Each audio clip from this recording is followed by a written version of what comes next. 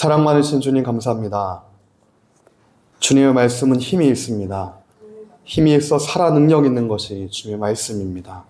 오직 예수 그리스도 안에 생명이 있고 그리스도 안에 영생이 있습니다.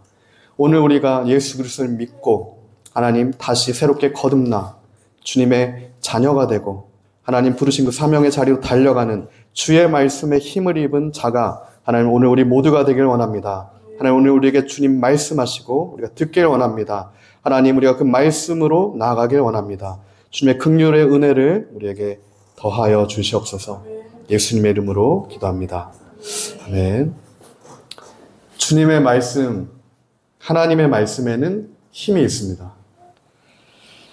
하나님께서 말씀하시면 하늘도, 바다도, 땅 위에 있는 것들도, 땅 아래에 있는 것들도 모든 만물이 예수 그리스도 앞에 순복합니다. 하나님 말씀 앞에 모든 만물이 순복합니다. 단단한 반석이 쪼개지듯이 오늘 부정한 우리의 입술이, 다친 우리의 마음이, 바르지 않은 우리의 행실이 주의 말씀 앞에 산산조각 날 줄 믿습니다. 그리하여 오늘 우리의 삶을 새롭게 할 그 힘은 오직 주의 말씀에 있는 것이고 오직 십자가에 달리셔서 우리의 모든 죄를 속죄하신 예수 그리스도 안에만 그 힘과 능력과 지혜와 그 부요함이 있는 것입니다. 그 하나님의 놀라운 비밀과 계시가 임했던 자, 하나님의 놀라운 경륜을 깨달아 알았던 자, 사도 바울입니다. 오직 예수 그리스도께만 붙들린 사도 바울이에요. 하나님의 능력으로, 하나님의 지혜로, 하나님의 부유함으로, 주님의 말씀의 힘으로 충만했던 자 사도 바울입니다. 오늘 본문부터는 성령에 붙들린 자 사도 바울의 3차 전도 여정의 시작점이 되는 것이죠. 이 3차 전도 여정은 여행거리만 5,000km가 되는 긴 시간, 기나긴 거리였습니다. 4차에 걸친 사도 바울의 전도 여정 중에 가장 중요했던 전도 여정이 오늘부터 시작되는 3차 전도 여정이에요. 하나님의 능력이 아니면, 주의 말씀의 능력이 아니면 결코 감당하지 못할 하나님의 그 부르심의 사명입니다. 우리가 지지난 시간까지 살펴봤던 2차 전도 여정의 핵심 도시가 고린도였습니다. 고린도도 쉽지 않은 도시였어요. 근데 오늘 본문부터 시작되는 3차 전도 여정의 핵심 도시 에베소. 에베소야말로 정말 쉽지 않은 도시였어요. 근데 그런 에베소에서 사도 바울은 제자들을 목양을 합니다. 그 사도 바울이 예수의 도, 예수 그리스도로 하나님의 말씀을 강론해서 3년이나 에베소에서 머물면서 2년 동안 두란노에서 강론하여서 하나님의 말씀에 충만케 된 제자들이 후에 소아시아 교회의 지도자들이 됩니다. 하나님의 놀라운 역사가 나타나게 되는 거죠. 고린도에 도착했던 아볼로를 브리스길라와 아굴라가 하나님의 말씀을 강론함으로 아볼로가 자라나게 되듯이 오늘 에베소에 머물러 있던 제자들 역시 사도 바울의 말씀의 증거를 듣고 사도 바울의 목양을 통하여서 더 힘있게 주의 말씀의 능력으로 자라나게 되는 것을 우리가 볼 수가 있습니다.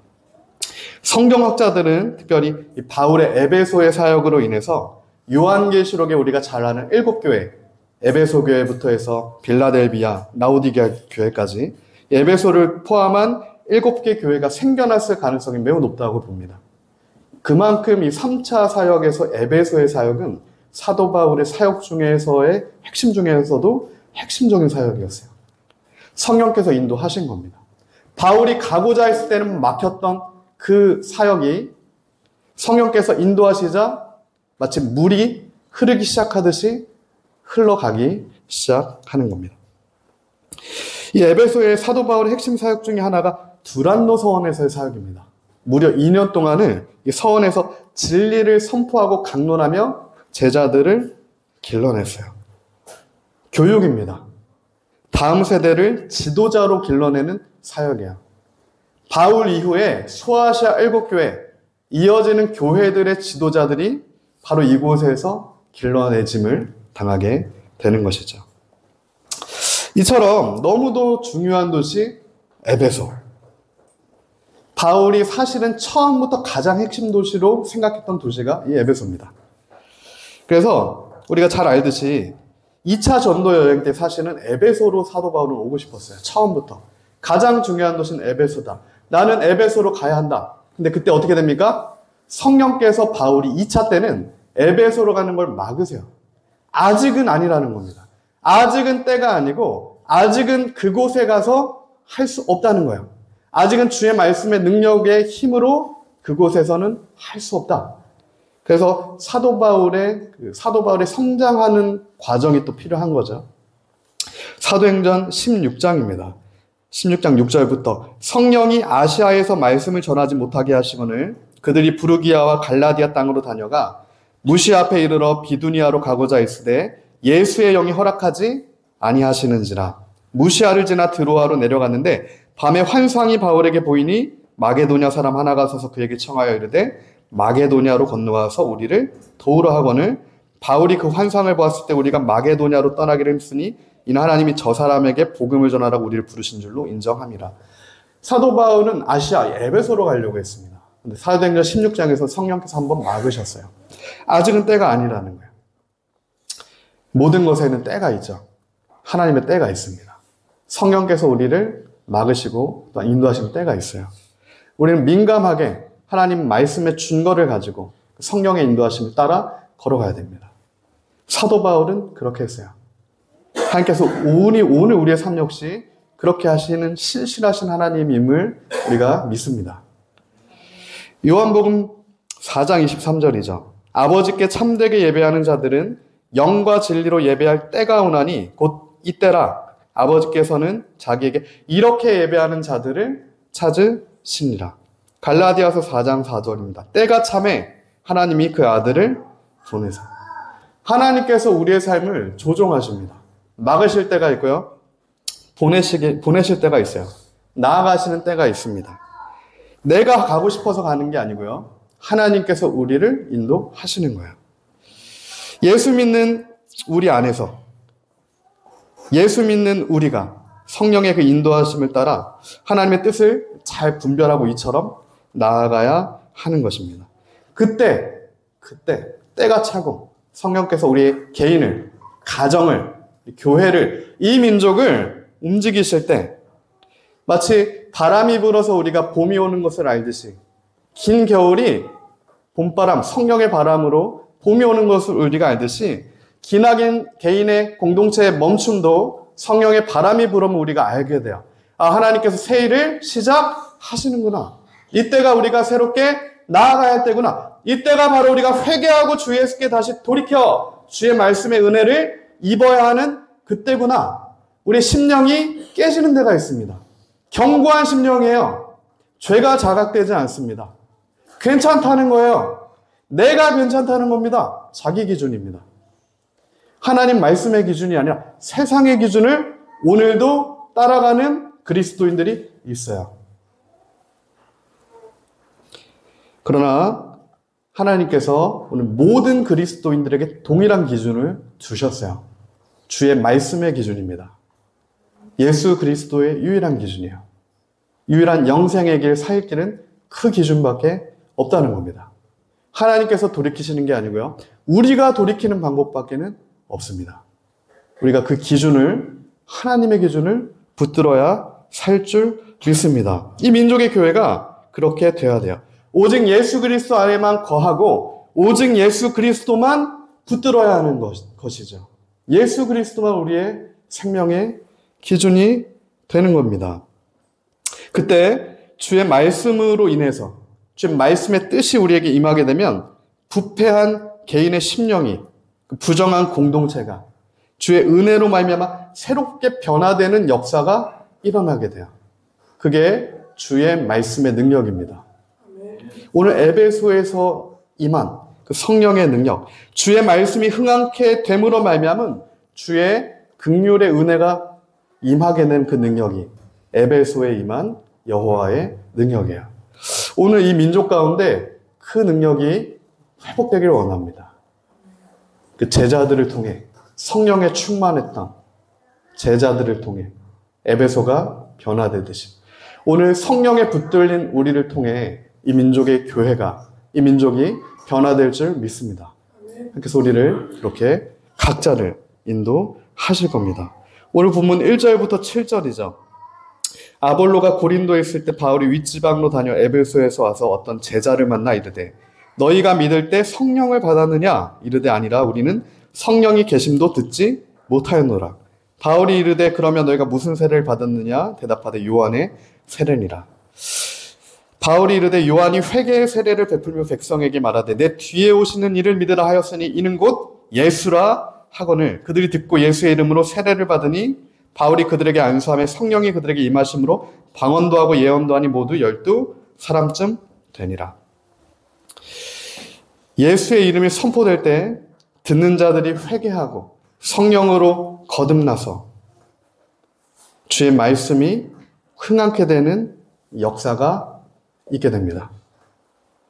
첫 번째로 이 주의 말씀이 흥하게 될 때, 첫 번째로 주의 말씀이 우리에게 임하게 될 때 어떤 일이 일어납니까?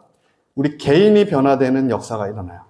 특별히 우리 개인의 구부러진 말들이 바로잡히고 깨어진 심령이 바로 잡히는 그 개인의 회복의 역사가 먼저 일어납니다. 주의 말씀이 우리의 구부러진 말을 새롭게 하시는 거예요. 믿음 없는 자가 믿음의 말을 하기 시작하게 되는 겁니다. 오늘 사도 바울을 통하여서 예수님을 듣고 성령으로 거듭나게 된 에베소의 제자들은 새 말을 하기 시작하죠. 새로운 계시가 주어집니다. 이들을 통해 에베소에 놀라운 역사들이 일어나요. 사람의 말이 아니라 주님이 주시는 새로운 말들이 전파되게 됩니다. 능력 있는, 능력 없는 사람의 말이 아니라 능력 있는 주님의 말씀이 흥하게 되는 역사가 있다는 겁니다. 하나님을 만난 자, 그 마음에 예수 그리스도가 있는 자는 더 이상 부정한 말을 할 수가 없는 겁니다. 잠언 4장 23절 24절이죠. 모든 지킬 만한 것 중에 더욱 내 마음을 지키라. 생명의 근원이 이에서 남이라. 그리고 이어서 24절은 이렇게 증거합니다. 구부러진 말을 내 입에서 버리며 비뚤어진 말을 내 입술에서 멀리하라. 이 잠언 4장 23절 24절이 붙어있는 이유, 너의 생명을 지켜라. 생명의 근원이 너의 마음에 있다. 이어서 구부러진 말을 내 입에서 버려서 비뚤어진 말을 내 입술에 멀리해서 너의 마음을 지켜 생명의 근원을 회복하라는 말입니다. 우리 마음 가운데 예수님이 계시다면, 우리 마음에 성령이 계시면 우리는 더 이상 구부러진 말을 우리 입술 가운데 할 수 없다는 얘기예요. 우리 입술 가운데 부패한 말이 나올 수 없다는 겁니다. 반대로 얘기하면 우리 입술에서 이미 부정한 말과 부패한 말이 나오기 시작했다면 우리 안에 생명의 근원이 깨지기 시작했다는 거예요. 그 조각나 깨지기 시작한 겁니다. 누수가 시작되고 있다는 겁니다. 그것을 다시 붙여주시는 분이 예수님임을 우리가 믿습니다. 예수님의 말씀의 은혜가 필요해요. 생명을 지키기 위해서는. 사단은 그 생명을 노리는 거예요. 이사야 6장 1절부터 7절에 이사야가 우시아 왕이 죽던 해에 놀라운 역사를 경험하게 되죠. 대선지자 이사야입니다. 어느 날 주께서 높은 보좌에 앉으셨고 그 옷자락이 성전에 가득한 환상을 보게 되죠. 그때 이사야가 주님을 보고 보좌에 계신 주님의 위엄과 영광과 광휘를 보고 이렇게 고백해요. 이사야 6장 5절입니다. 그때 내가 말하되 화로다 나여 망하게 되었다. 나는 입술이 부정한 사람이라. 나는 입술이 부정한 백성 중에 거주하면서 만군의 여호와이신 왕을 배웠음이로다 하였도다. 죽게 된 거죠. 그 입술의 부정함과 공동체 입술의 부정함으로 인해서 예수님을 보게 됐을 때, 주를 보게 됐을 때 알았던 겁니다. 이게 해결되지 않으면 죽게 되는구나. 그때 어떤 역사가 일어납니까? 하나님의 은혜 역사로 말미암아 수랍 중에 하나가 제단에서 집은 숯, 불이 붙어있는 숯을 가지고 내게로 날아와 그것을 내 입술에 대며 이르되 보라 이것이 내 입에 닿았으니 너의 악이 제하여졌고 너의 죄가 사하여졌느니라 하더라. 할렐루야. 망하게 되었고 죽게 되었고 수월로 함께 내려갈 수밖에 없었던 입술이 부정한 자 이사야가 하나님의 긍휼의 은혜로 말미암아 그 입술에 불이 임하자 악과 그 죄가 사해지는 그 긍휼의 은혜가 임하게 됩니다. 그러자 제단의 불이 입술에 닿자 보라 이것이 내 입에 닿았으니 너의 악이 제하여졌고 내 죄가 사하여졌느니라. 동일한 은혜가 오늘 우리에게 임하길 원합니다. 이 민족의 교회에게 임하길 원합니다. 우리는 우리의 부정한 입술을 제어할 수 없어요. 제어가 어렵습니다. 가장 어려운 건 사실은 우리 행동의 제어가 아니고요. 우리 입술의 제어입니다. 우리 심중에 있는 게 말로 나오기 때문에 그래요. 행동은 연출로 속일 수 있습니다. 말은 부지 중에 나오는 말을 속일 수가 없다는 얘기예요. 제할 수도 없습니다. 죄인의 입에서 나오는 말은 모두 구부러진 말이 될 수밖에 없어요. 하나님 보시기에 하나님의 기준에서 악하고 더러운 말이 될 수밖에 없는 겁니다. 그러나 오늘 이사야를 보면서 우리가 소망을 보게 되죠. 제단의 불이 우리 입술에 임하게 되면 불붙은 숯불 하나가 성령의 불이 오늘 우리에게 임하게 되면 어떻게 됩니까? 성령으로 거듭나게 되면 진정으로 예수 그리스도를 믿고 만나게 되면 우리의 입술이 변화가 되고 우리의 심령이 변화가 되고 우리의 생명이 새롭게 되는 역사가 있게 된다는 거예요. 입술의 악이 제하여진다는 겁니다. 우리의 속죄될 수 없는 죄도 속죄가 된다는 거예요. 모든 누룩이 성령의 불로 태워질 수 있다는 겁니다.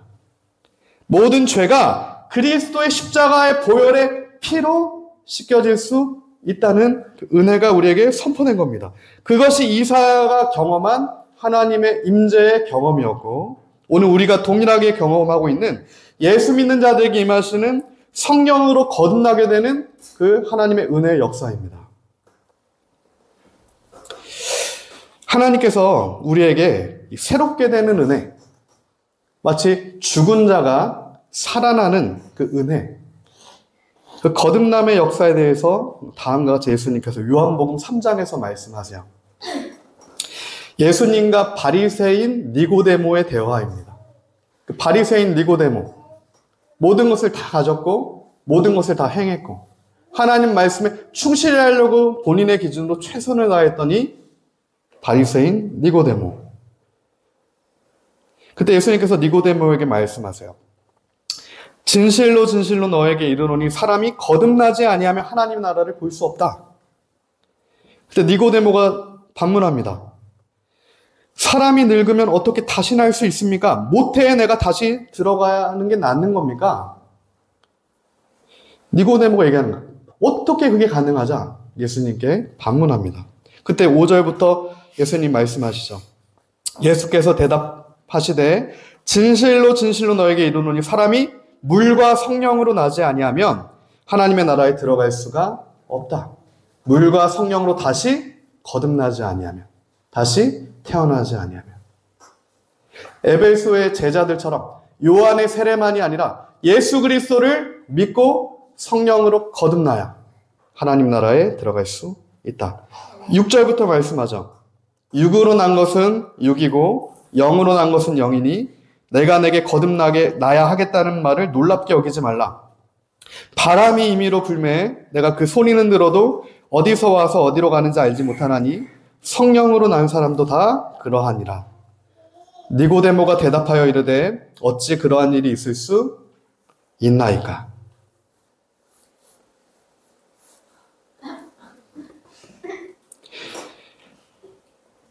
니고데모가 예수님께서 물과 성령으로 거듭나야 한다는 것을 이때도 깨닫지 못해요. 다시 예수님의 말씀을 듣고도 어떻게 그럴 수 있습니까? 라고 묻습니다. 네, 우리가 너무나 잘 아는 장절입니다. 요한복음 3장 16절이요. 니고데모의 대화 가운데 예수님이 다시 한번 세 번째로 말씀해 주시는 거예요. 어떻게 그게 가능하냐? 우리가 예수님께 반문하죠. 그때 예수님 말씀하세요. 하나님이 세상을 이처럼 사랑하사 독생자를 주셨다. 예수님을 너에게 그래서 주신 거다. 이는 그를 믿는 자마다 멸망하지 않고 다시 영생을 얻게 하려 하시는 것이다. 그때 예수님을 믿는 자는 다시 거듭남, 다시 태어날 수 있는 것이다. 라는 말씀을 다시 한번 예수님께서 우리에게 들려주시는 겁니다. 그래서 그렇게 거듭난 자들은 요한복음 3장 20절부터 말씀하시는 거예요. 악을 행하는 자마다 빛을 미워하여 빛으로 오지 아니하고 이는 그 행위가 드러날까 함이어서 21절이자 진리를 따르는 자는 빛으로 오나니 이는 그 행위가 하나님 안에서 행한 것임을 나타내려 함이라 하시니라. 할렐루야. 오늘 우리가 악의 기준 앞에 있습니까? 아니면 그리스도의 선의 기준 앞에 있습니까? 오늘 우리가 그것을 알 수 있다는 얘기야. 내가 오늘 악을 미워하는 자인가? 아니면 악을 사랑하는 자인가? 악을 행하는 자는 빛을 미워하게 되어 있습니다. 그래서 빛 대신 그리스도께 나아갈 수 없다는 얘기예요. 해결되지 않았기 때문에.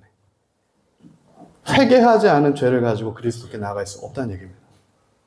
그러나 회개하고 다시 예수 그리스도를 믿는 자, 따라가는 자는, 진리를 따라가는 자는 빛으로 나아가는 자이고 그 행위가 하나님 안에서 행한 것임을 나타내어지는 것이죠.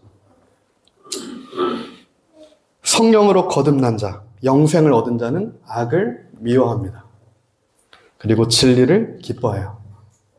우리 안에 그리스도가 계시기 때문에 그렇습니다. 오늘 우리 안에 그리스도가 계십니까? 오늘 우리가 성령으로 거듭났습니까? 그럼 우리는 진리만을 사랑해야 돼요. 예수님만을 사랑해야 된다는 겁니다. 죄를 짓지 않는다는 게 아닙니다. 계속해서 이 땅을 살아가는 동안 우리는 걸려 넘어질 수밖에 없어요. 악한 영들이 우는 사자처럼 우리를 계속해서 걸려 넘어뜨리기 때문에 방해물에 걸려 넘어지지 않는다는 게 아니에요. 넘어집니다. 죄를 지어요. 그러나 예수님의 사람들, 성령으로 거듭난 자는 반드시 그 죄와 싸우게 돼 있다는 얘기입니다. 그 죄를 싫어한다고요. 싫어하지만 짓게 되니까 싸우는 거예요. 그게 우리 안에 그리스도가 있는 자들, 성령으로 거듭난 자들이 죄에 대한 갖게 되는 태도입니다. 죄를 미워하게 돼요. 짓고 싶지 않은데 지을 수밖에 없는 그것을 가지고 하나님 앞에 나아가게 되는 거예요. 그 하나님의 은혜를 구하는 자리에 서게 되는 겁니다. 민수기 16장에서 이와 같은 역사를 하나님께서 우리에게 이미 보여주셨어요. 출애굽 사건이 일어납니다. 구원의 사건이에요. 이스라엘 민족에게 다시 없는 400년 만에 일어난 구원의 사건이에요. 약속의 성취죠. 이 세상신, 바로의 10가지 재앙, 바로의 신들, 애굽의 신들이 다 여호와의 그 영광 앞에 한 줌의 재가 되죠. 하나님이 약속을 주셨어요. 지금 1세대가 약속의 땅으로 들어갈 거다.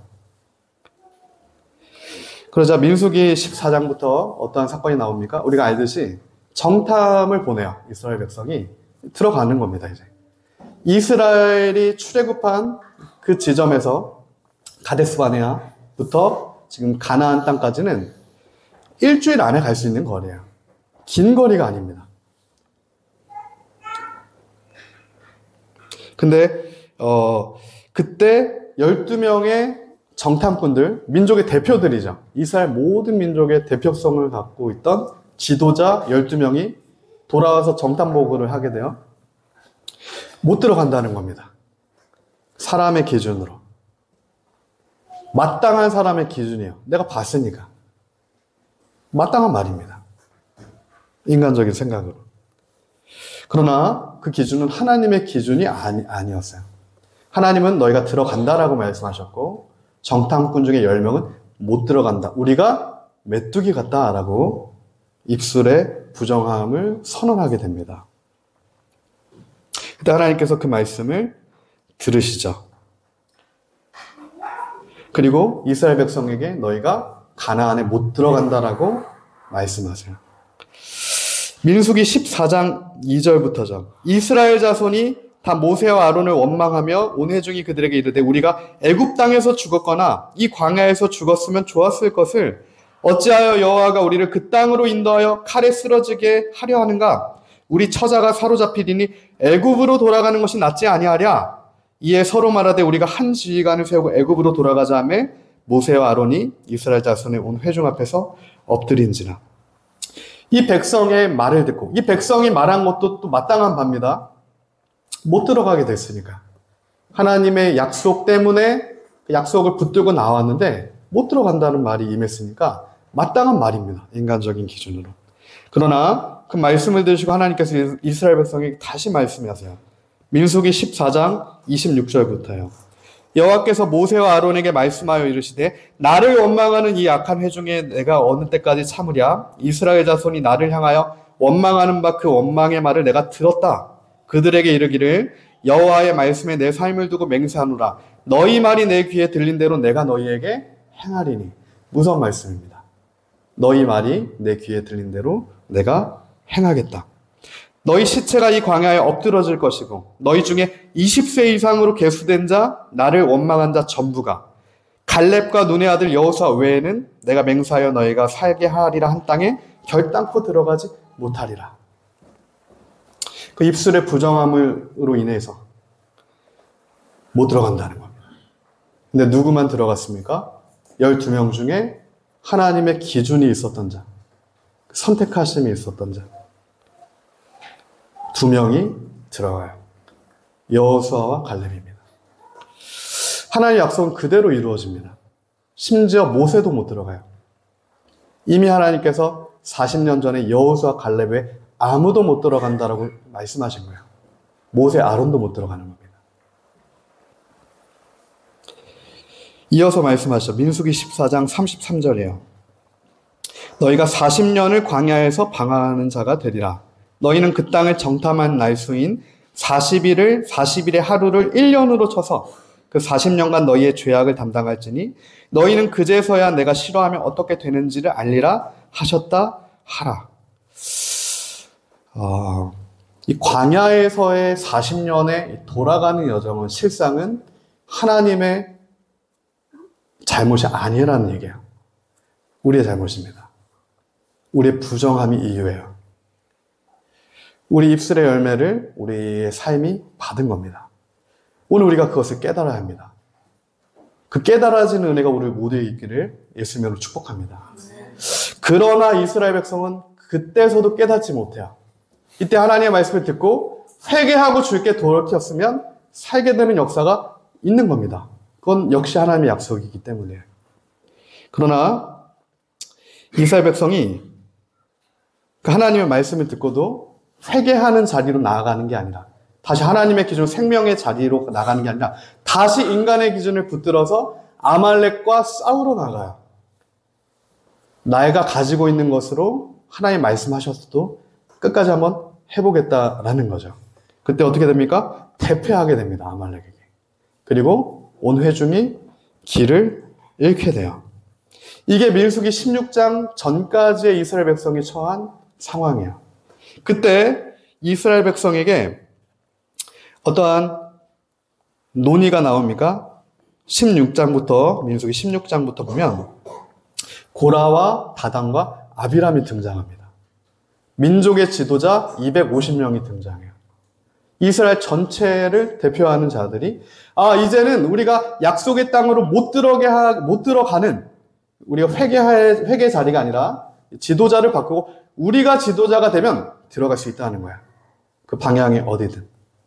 그리고 민수기 16장 5절부터 얘기합니다. 고라와 그의 모든 무리에게 말하여 이르되 아침에 여호와께서 자기에게 속한 자가 누구인지 거룩한 자가 누구인지 보이시고 그 사람을 자기에 가까이 나아오게 하시되 곧 그가 택하신 자를 자기에게 가까이 나아오게 하시리니 이렇게 하라. 너 고라와 내 모든 무리는 향로를 가져다가 내일 여호와 앞에서 그 향로에 불을 담고 그 위에 향을 두라. 그때 여호와께서 택하시는 자는 거룩하게 되리라. 내 자손들아 너희가 너무 분수에 지나치느니라. 민수기 16장부터 고라와 다단과 아비람, 민족의 지도자 250명이 행한 일들은 굉장히 마땅한 일들이에요. 사실은 인간적인 기준으로 보면. 근데 하나님의 기준으로 두고 봤을 때는 틀린 얘기가 된다는 겁니다. 민주주의라고 하는 어떠한 시스템으로 보면 맞는 얘기가 하나님의 선택의 기준으로 봤을 땐 이 다수가 틀린 얘기가 된다는 것을 우리에게 보여주시는 거예요. 하나님이 선택한 자가 거룩한 자라는 얘기를 합니다. 인간이 옳다라고 하는 것이 거룩한 게 아니라 하나님의 선택함이 있는 그 자가 거룩한 자가 되는 것이다. 어떠한 너희의 행위가 너희를 거룩하게 하는 것이 아니라 하나님이 선택하였기 때문에 그 자가 거룩한 자가 되는 겁니다. 그리고 그 자가 거룩한 행위의 열매를 또한 맺게 되는 거야. 그것이 우리를 향한 하나님의 은혜입니다. 우리가 그 하나님의 선택이 있는 자야. 하나님의 불이 있는 자입니다. 진짜 불이 있는 자야. 성령이 있는 자. 하나님의 백성이 또한 모세와 같은 하나님의 백성이, 여호수아와 갈렙 같은 성령의 사람이 오늘 우리가 돼야 될 줄을 믿습니다. 그때 고라와 다단이 회막문에 회중을 모아놓습니다. 그때 여호와께서 말씀하세요. 민수기 16장 20절입니다. 여호와께서 모세와 아론에게 말씀하여 이르시되 너희는 이 회중에게서 떠나라. 내가 순식간에 그들을 멸하려 하노라. 그 두 사람이 엎드려 이르되 하나님이여 모든 육체의 생명의 하나님이여 한 사람이 범죄하였거늘 온 회중에게 진노하시나이까. 여호와께서 모세에게 말씀하여 이르시되 회중에게 명하여 이르기를 너희는 고라와 다단과 아비람의 장막 사방에서 떠나라 하라. 모세가 일어나 다단과 아비람에게로 가니 이스라엘 장로들이 따랐더라. 모세가 회중에게 말하여 이르되 이 악인들의 장막에서 떠나고 그들의 물건은 아무것도 만지지 말라. 그들의 모든 죄 중에서 너희도 멸망할까 두려워하노라 하매. 이 사건 이후에 여호와의 불이 나와서 민족의 지도자들, 리더들 250명을 삼킵니다. 그리고 이스라엘 백성들에게도, 지도자들, 리더의 잘못으로 인하여서 모든 백성에게도 여호와의 진노의 연병이 확산이 돼요. 누룩 하나가 14,000명을 태워버리는 거죠. 무서운 일입니다. 14,700명이 죽게 돼요. 고라엘로 죽은 자 외에 연병에 죽은 자가 14,700명이었더라. 250명의 50배가 넘는 숫자가 죽게 되는 거예요. 여호와의 진노가 임하게 된 거죠. 근데 이 14,700명을 죽였던 연병은 온 회중, 이스라엘 모든 자들을 태울 수도 있었어요. 근데 어떻게 됩니까? 아론이 백성을 향한 속죄를 할 때 대제사장 아론이 여호와의 불을 가지고 죽은 자와 산 자 사이에 서게 됐을 때 비로소 연병이 그치는 사건이 일어나요. 오늘 대제사장 되신 예수 그리스도께서 죽은 자들과 함께 죽음의 자리에 처한 우리, 연병 가운데 함께 거하게 되는 우리 사이에 서신 겁니다. 십자가에 달리신 피 흘리신 예수 그리스도께서 이미 진행되고 있는 그 연병을 막으신 거예요. 그 죄가 더 이상 우리를 삼킬 수 없게 지금 막고 계신 겁니다. 그래서 우리에게 그것이 도달치 않게 되는 겁니다. 오늘 우리가 그것을 봐야 돼요. 그 사실을 증명해야 됩니다. 아, 예수님께서 지금 그 죽음의 연병을 우리 앞에서 십자가로 막아 주신 것이구나. 나의 죄를, 우리의 죄를 십자가에서 속죄하심으로 이미 지금 시작되어 있는 연병이 내 앞에서 지금 가로 막혀져서 내가 구원을 얻게 된 거구나. 하나님의 놀라운 역사하심이구나. 이 사실이 보이고 들리고 깨달아 알아져야 합니다. 누구든지 그 사실을 깨달아 회개하고 주 예수를 믿으면 그는 멸망치 않고 그가 영생을 얻게 된다는 약속이 우리에게 주어져 있는 겁니다. 내가 의인으로서 구원을 얻는 게 아니고요. 나는 여전히 죄인이고 악인이고 죄에 끌려가지만 예수님께서 나의 죄를 속죄하셔서 나를 살려주신 그 은혜, 그 은혜의 감격이 오늘 우리 안에 회복되기를 소망합니다.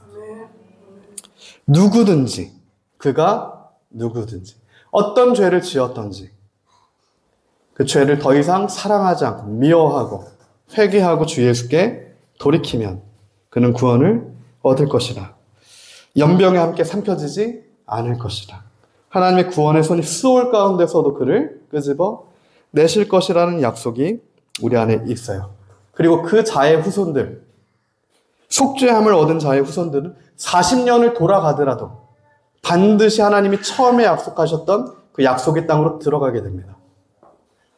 1세대는 못 들어갔지만 그 1세대의 후손들, 다음 세대가 그 약속의 땅으로 들어가게 되는 긍휼의 은혜가 공동체 가운데 임하게 된 거예요. 우리는 그 하나님의 긍휼의 은혜를 붙들어야 합니다. 오늘 우리 가정 가운데 주의 그 긍휼의 은혜가 임하길 예수님의 이름으로 축복합니다. 두 번째로 주님의 말씀이 힘이 있다는 것은 그 주의 말씀이 흥왕케 되면 어떤 역사가 일어나는가? 많은 이들이 회개하고 돌이켜 진리를 따르는 역사가 일어나게 됩니다. 첫 번째로는 개인의 구부러진 말과 망가진 심령이 새롭게 되었다면 주의 말씀이 우리에게 임하게 되면 두 번째로는 회개하고 돌이켜 진리를 따르는 역사가 일어나게 돼요. 반반입니다. 우리 성경을 봐도. 따르는 자가 있고 끝까지 따르지 않는 자가 있는 것은 사실이에요. 17절부터 19절입니다. 에베소에 사는 유대인들과 헬라인들이 다 이 일을 알고 두려워하며 주 예수의 이름을 높이고 믿은 사람들이 많이 와서 자복하여 행한 일을 알리며 또 마술을 행하던 많은 사람이 그 책을 모아 가지고 와서 모든 사람 앞에서 불사더니 그 책값을 계산한 즉 은 5만이나 되더라. 할렐루야. 최근에 하나님께서 조명해 주시는 시대 가운데 조명해 주시는 것들 몇 가지가 있는데 이 시대는 굉장히 영적인 시대입니다. 우리는 다 영적으로 지음을 받았죠. 이 시대는 또 더 영적이에요. 그 성령의 놀라운 역사가 있고 반대급부로 악령의 강력한 역사도 굉장히 큽니다. 미디어 하나만 봐도 우리의 심령이 붙들리게 되는 거예요. 주술적인 영화들, 미디어들, 그런 주술적인 노래 하나만 듣고도 우리 다음 세대 심령이 붙들리게 돼요. 빠져나오질 못합니다. 그만큼 강력한 역사가 있는 이 시대를 우리가 통과하고 있다는 거예요. 그러다 보니까 그리스도인들 안에도 어떠한 일들이 일어나냐면 영적인 감각을 가지고 영적인 감각이 있습니다. 영적인 감각은 누구나 다 있는 감각이에요. 마치 이 감각이 있잖아요. 영적인 감각도 있습니다. 하나님이 주신 감각이 있어요. 더 예민한 감각을 가진 사람이 있고 둔감한 감각을 가진 사람이 있습니다. 미각하고도 비슷할 수 있어요. 근데 이 영적인 감각이 곧 우리의 거듭남을 얘기하는 게 아니란 얘기예요. 내가 지금 성령에 충만한가? 회개하여서 예수님께 붙들린 자인가? 하나님의 말씀의 힘의 능력이 내 안에 있는가가 곧 나의 영적 감각 이 꼴이 아니란 얘기입니다. 근데 오늘날 많은 이들이 착각하는 부분이 영적인 감각이 곧 내가 그리스도인이라고 착각하는 부분에 있다는 겁니다. 죄를 지어도요, 회개하지 않아도 영적인 감각이 살아있는 경우가 많아요. 은사와 같기 때문에. 왔다 갔다 하겠죠. 어떨 땐 제대로 맞추고, 회개가 안 되면, 어쩔 땐 또 이상하게 가고. 이건 그냥 감각입니다. 하나님께서 우리에게 감각을 키우라고 말씀하시지 않아요. 하나님께서 뭐라고 말씀하십니까? 너의 삶을 돌이키라라고 말씀하시는 거예요. 돌아오라라고 말씀하시는 겁니다. 부패할 심령을 다시 예수님을 믿고 회개하고 성령의 거듭나는 역사를 체험해서 다시 주님 앞으로 돌아와라 라고 말씀하신다는 얘기입니다. 바울이 에베소에서 하나님께서 예비하신 제자들, 이 제자들 역시 영적인 감각이 있던 자들이었어요. 그러나 아직 성령으로 거듭난 자들은 아니었기 때문에 바울을 통해서 예수님의 이름으로 세례를 받고 성령이 그들 위해 충만히 임하여자 그들이 방언을 하고 예언을 하기 시작했다라고 기록합니다. 그리고 2년 동안 하나님의 말씀에 충만함을 입어 자라나게 되죠. 두란노에서 바울과 함께 3년 동안에. 그리고 소아시아 7교회, 앞으로 바울이 세우는 교회들의 지도자들이 됩니다. 1차부터 2차까지의 전도 여정에서 세워졌던 사람들과 더불어 에베소에서 만난 12제자, 바울과 강론했던, 긴 시간을 동거동락했던 하나님의 사람들이 되는 거죠. 우리가 이를 보면서 하나님의 역사하심의 방법을 알 수가 있어요. 하나님께서 우리를 하나하나 알려주시고 한 걸음 한 걸음 인도해 주세요. 그때 우리가 우리 마음 문을 열어야 됩니다.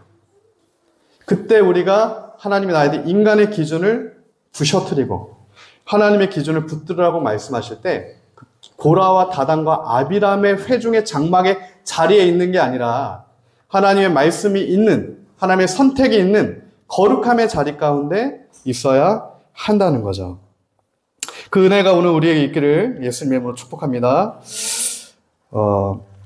이 말씀이 흥황하자 성령의 능력으로 사람들이 어떻게 되냐면 자기의 집에 있던 점치는 책들을 모아왔습니다.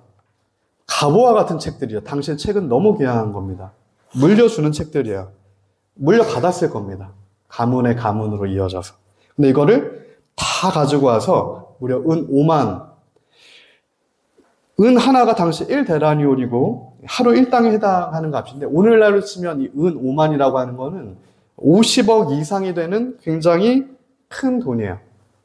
근데 그 에베소에 있는 자들, 하나님의 말씀을 듣고 주의 말씀에 충만하게 된 자들이 자신의 부패한 것들, 부패한 영적인 근원들을 가지고 다 불 앞에 태워 버리는 거예요.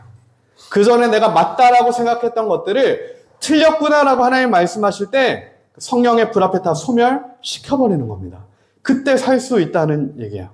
그때 우리가 새롭게 될 수 있는 겁니다. 그때 우리는 거듭나게 돼요.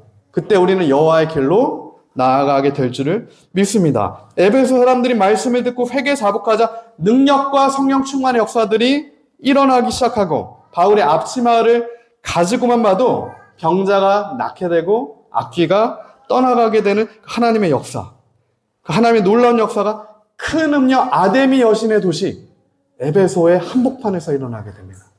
당시 모든 도시를 통틀어 가장 강력한 악한 견고한 진이 있던 도시 에베소에서 일어난 놀라운 말씀의 능력이에요.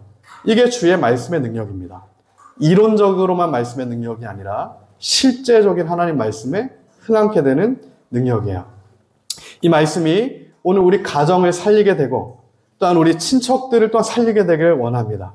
예수님의 이름이 아직도 예수님을 몰라 방황하며 인간의 기준을 붙들고 드라빈과 같은 마법책을 의지하는 자들에게서 예수의 이름의 능력이 선포되어져서 다시 그 모든 것이 불살라지고 주님께 돌아오게 되는 그 역사가 우리 가문에서부터 일어나게 되길 우리가 그것을 믿음으로 기도해야 될 줄 믿습니다. 회개하고 주 예수를 믿고 성령으로 거듭나는 것, 우리는 그 자리까지 나아가야 합니다. 요한복음 2장에 보면 예수님께서 놀라운 기적들을 일으키세요. 기적이 시작되죠. 예수님의 공생애가 끝나고 첫 번째 기적입니다. 물이 포도주가 되는 사건이에요. 어떻게 물이 포도주가 되겠습니까? 사람으로서는 할 수 없는 거예요. 어느 정도까지는 내 힘과 의지로, 인간의 기준으로 어느 정도까지는 할 수 있지만 물이 포도주가 되는 건 우리의 영역이 아닌 겁니다. 첫 번째 표적을 하나님께서 물이 포도주가 되는 사건을 우리에게 보여주셨어요.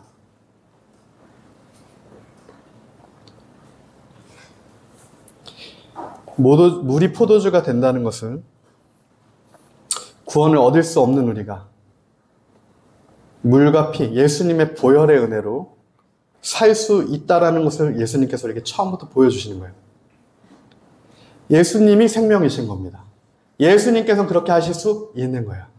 예수님은 물도 포도주로 바꿀 수 있습니다. 우리는 그 포도주를 마실 수 있어요. 잔치 자리에서 그 예수 그리스도의 포도주를 우리가 생명의 포도주를 마실 수가 있게 되는 거예요. 그리고 의아한 사건이에요. 물이 포도주가 되는 생명의 사건을 예수님께서 우리에게 보여주신 바로 직후에 예수님이 어떻게 하십니까? 예루살렘 성전에 들어가세요. 그리고 이후에 예수님이 죽게 되시는 명분이 처음부터 생깁니다. 예루살렘의 성전에 있던 하나님의 제사하기 위해서 이 양과 소와 비둘기와 이런 거를 갖고 왔던 소위 하나님의 사람들의 상을 다 엎어버리세요. 그 당시에 성전에서 소와 비둘기와 양을 판매하던 사람들은 하나님께 제사를 더 잘 드리게 하려고 하는 대전제로 그런 것들을 했던 겁니다. 하나님께서 그 상을 엎어버리세요. 첫 번째 표적에 이어서 첫 번째 행하시는 사건이죠. 강도의 소굴로 만든 하나님의 성전을 강도의 소굴로 만든 이들에 대한 강력한 경고예요. 오늘 우리의 마음이 하나님의 성전입니다. 예루살렘 성전만 하나님의 성전이 아니고 오늘 우리의 마음이 성령이 계신 하나님의 성전이에요. 근데 만약에 그 성전 안에 성령께서 계셔야 할 그 전 안에 양 팔고 수 팔고 비둘기 파는 하나님을 향한다라고 하자 정작은 나의 신을 섬기고 있는 그런 부패한 것들이 예수님께서 제거하시는 첫 번째 행하시는 이적이라는 얘기입니다. 오늘 그 은혜가 우리 심령 가운데 일어나기를 예수님으로 축복합니다. 내가 하나님의 이름을 얘기하지만 실상은 나를 위해 나의 어떠함을 위해 비둘기와 소와 이런 것들을 갖고 왔던 거를 예수님이 오늘 나를 찾아오셔서 그 마음에 부패한 것들을 갈아 엎어주셔야 됩니다. 내 힘으로 안 돼요.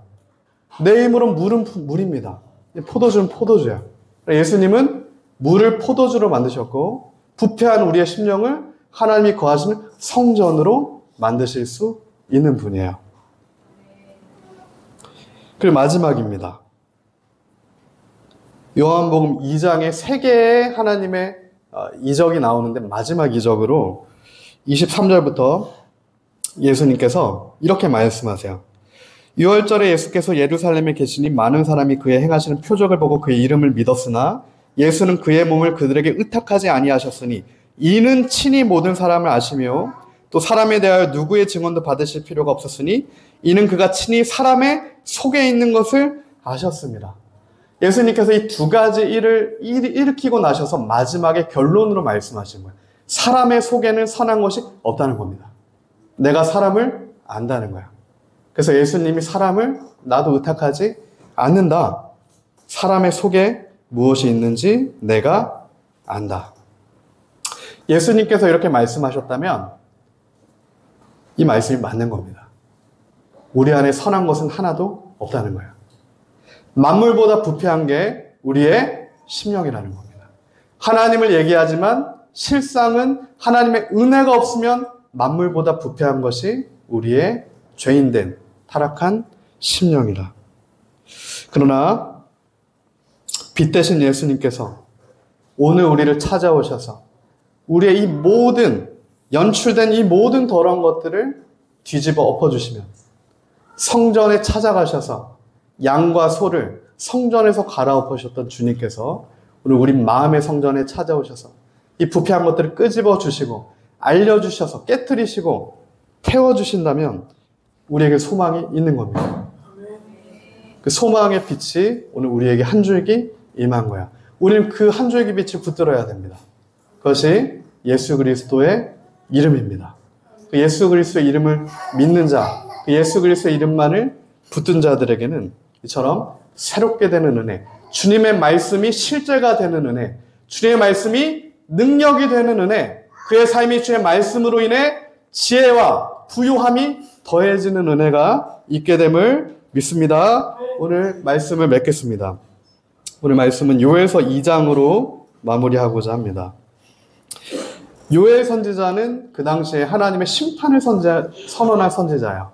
그 부패한, 심령의 부패한, 입술의 부패한, 그러므로 행실의 부패한 모든 것이 부패해진 시대 가운데 민족의 심판, 여호와의 날이 찼다, 때가 이르렀다, 회개하고 돌이켜라, 이 심판을 선언한 선지자입니다. 그러나 요엘은 심판만 선언하지 않아요. 후반부에 여호와의 구원의 은혜를 함께 선포합니다.